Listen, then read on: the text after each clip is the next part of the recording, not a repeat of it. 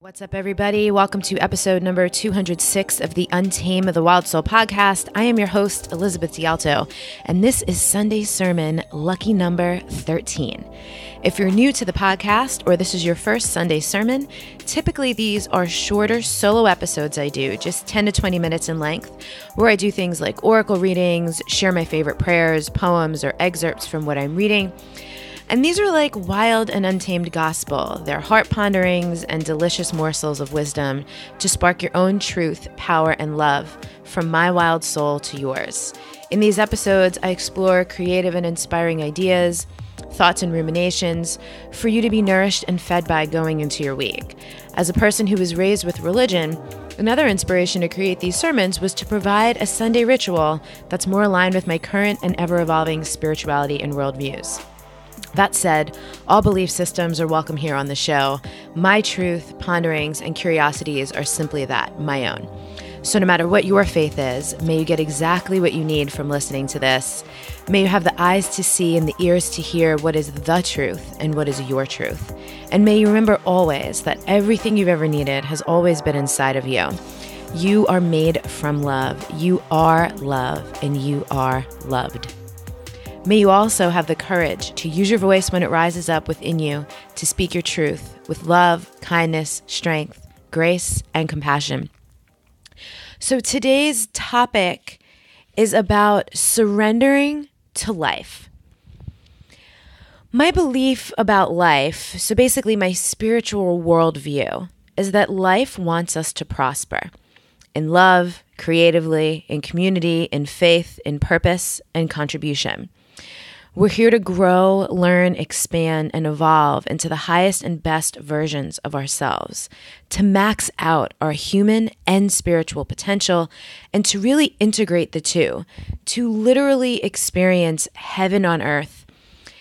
And heaven looks different for all of us. So one of my invitations for you with this week's sermon is to spend some time using your imagination, getting up in your heart, getting up in your intuition, and really feeling into your actual deep desires, the desires of your soul, not the desires of your ego. Something I've noticed recently is a distinction there. The desires of the ego are like surface level. They're kind of like thoughts. The desires of the soul come with an element of deep yearning, of deep longing. It almost feels like you miss something that already exists, even though you might not have it yet. So for me, heaven on earth is to be of highest service in all the areas of my life. So to help women empower themselves, love, trust, accept, and respect themselves, to reclaim and redefine their own womanhood, to be sovereign, loving beings, and to support leaders on a higher level, those who are in big roles, working on big dreams, and creative massive change and innovation on the planet. I'm also here, so heaven on earth for me is also about amazing, deep, sacred, supportive, expansive, nourishing love. So synergistic relationships, and not just romantically, but with all the different people and all the different areas of my life. And I know that part of embodying and living into all of that means healing and transforming, as well as transmuting a lot of my past, and even the past of my family long before I was here. Having this faith in all of that as my most high purpose helps me to surrender to life so that life can live through me and I can minimize the interference of my ego, of my logical, or of my rational mind. And by living this way, miracles happen all of the time.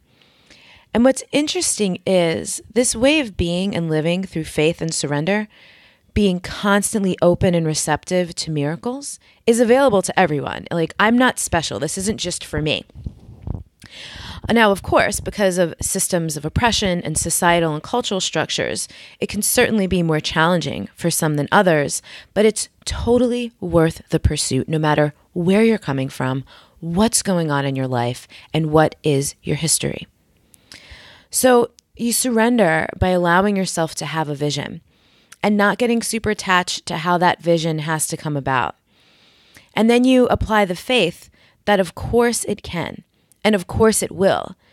You just keep moving forward, healing the past, only comparing yourself to your former self. This is how you measure progress and stay available for the next best step. And that's all you ever really need to know. I find a lot of people, I get questions in my programs often. People want to control everything. They want the entire map. They want to know every single step ahead of time. And they also want a guarantee that it's totally going to work. And that is not how life works. And by trying to cling and hyper-socialize and control everything, we miss out on so much. And so staying available for the next best step and having faith that everything is possible, no matter what your status is in your family, in your relationship, at your job, financially, or any way in your life. These things are possible for you. And if you're someone who has doubt, if you're someone who's listening to this thinking, well, like easy for you, or that works for other people, or that's not for me, my invitation is simply to try it out. If you're suffering or struggling, allow yourself to be open to the possibility of everything turning around and turning around faster than you can imagine. And then look for it to do so. Become a detective for your good, rather than for more problems or reasons why you can't change or you can't have what you want. Truly, everything is possible. That's one of my favorite mantras. Everything is possible. Your desires are holy.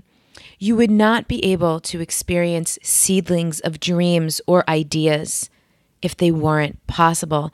And possible doesn't mean easy. Possible just means possible. The truth is, most people have more at their fingertips than they can imagine. They just aren't willing to do the work to claim it or be receptive to it and to let go of all the pain that they've identified with.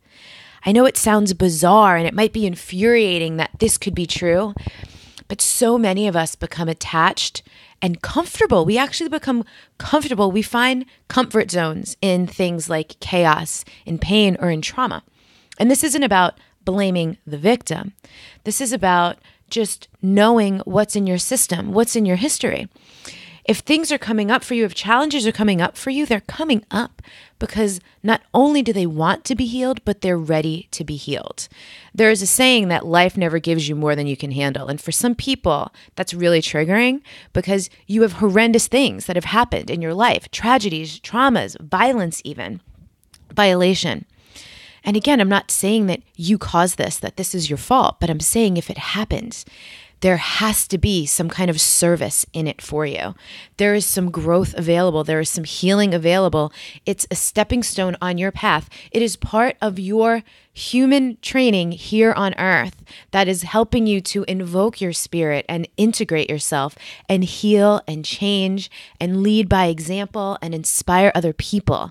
Whether that's on a big platform way and you like write a book or you have a podcast or you help people in some way, or maybe it is in your family, just within your own immediate or extended family. Maybe you're a parent and your job here on this earth is to just heal your stuff so your children can watch you transform and they can know what's possible for them. So this is why we surrender to life. We allow ourselves to not just live, but to be lived by whatever's going on. This isn't saying that you can't do your best to control what is in your control, but it is saying that you do not have to be a victim of circumstance, that your current circumstances do not have to be your permanent reality if they are not totally aligned with what you envision for yourself. So I really got up on my soapbox for this one, y'all. I believe in you. I don't even need to know you personally to know that you are so capable, that you are so worthy, that you deserve everything you could possibly imagine and desire for yourself. And truly, life wants to give it to you. So thank you so much for listening. Again, this is episode number 207, which means our show notes will be at untameyourself.com/episode-207. If you want to let me know how this landed for you, you can find me on Instagram, instagram.com/Elizabeth D'Alto, or Facebook, facebook.com/Elizabeth D'Alto. And as always, share this message. If this landed for you and resonates in some way, and there's someone else in your life who you know can use this right now, send it over to them. Even if you're skeptical, maybe send it to your favorite friend that you love to geek out on all these types of interesting spiritual development conversations with, and go, hey, what do you think about this?